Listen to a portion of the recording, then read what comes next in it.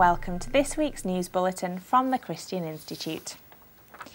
First, the government is failing to keep its promise to halt the sexualisation and commercialisation of children according to a new study.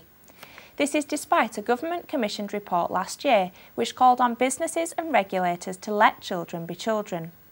The survey, conducted by the Chartered Institute of Marketing, suggests that 90% of parents still believe there is a problem, with mums and dads particularly worried about their kids seeing sexualised ads in public places.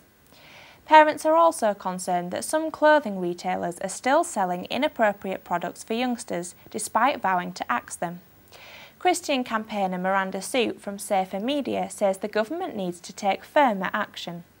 I think the government has got to be much clearer about what's acceptable and what isn't. The Advertising Standards Authority are doing a good job, but I think they need to be given probably wider powers.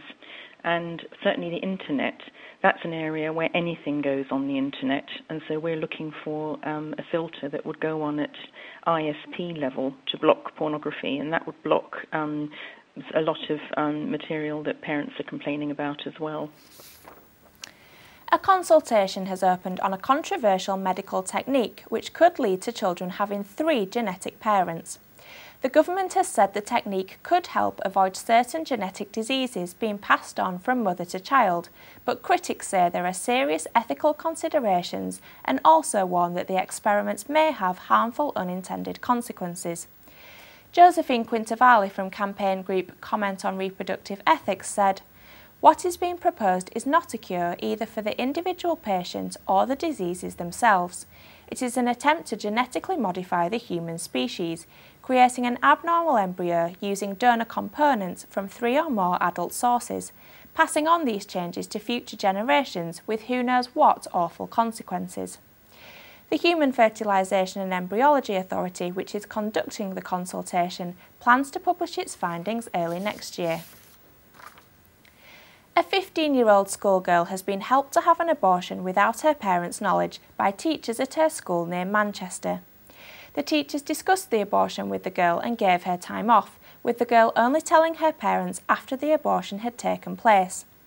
Under the law, teachers, doctors and nurses can offer abortions to children without telling their parents as long as the child is deemed mature enough to make the decision. But Michaela Aston from the pro-life charity Life criticised the school's move, saying, "Just because the law may allow for this does not make it moral or right. The school is being complicit in covering up and indeed contributing to a major, controversial and potentially damaging event in the life of someone's daughter." Channel 4 bosses have been told to edit out explicit sex scenes from a teaching video used in primary schools. The Living and Growing teaching pack includes an accompanying video which features 2 cartoon characters who chase each other around a bedroom with a feather before having graphic sex. Meanwhile, the narrator describes the activity as fun and exciting. Now, the Schools Minister Nick Gibb has told Channel 4 executives to tone it down. He said, "Parents will be shocked that this type of material is present in primary schools and even more surprised that councils are recommending it." A spokesman for Channel 4 said, "The DVD supports government requirements and is accompanied by a booklet which provides advice on the suitability of the content." Roman Catholic Bishop of Shrewsbury, the Right Reverend Mark Davies, has become the latest church leader to criticise the government over its plans to redefine marriage. The bishop accused the government of seeking to impose one of the greatest acts of social engineering in our history, continuing, "For all generations to come, one generation of politicians sets out to demolish, in the name of an equality agenda, the understanding of marriage that has served as the timeless foundation for the family." A public consultation on the plans to redefine marriage is set to close on the 14th of June, so there is still time for you to make an important contribution to the debate. Simply log on to the Coalition for Marriage website at c4m.org.uk and click on the consultation link.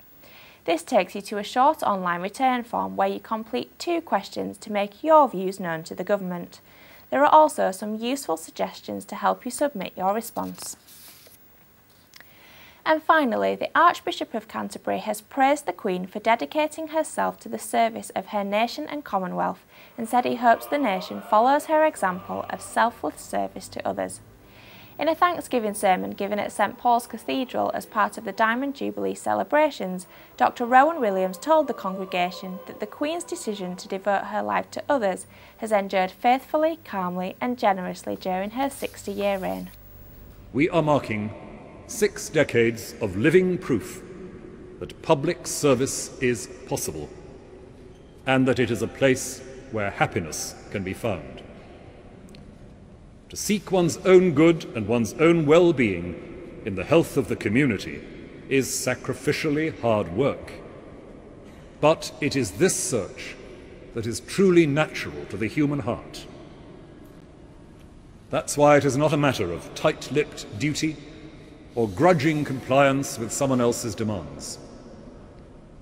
Jesus himself says, "My food is to do the will of him who sent me." And that's what is at the heart of real dedication. May we be given the grace to rediscover this as we give thanks today for Her Majesty's 60 years of utterly demanding, yet deeply joyful service.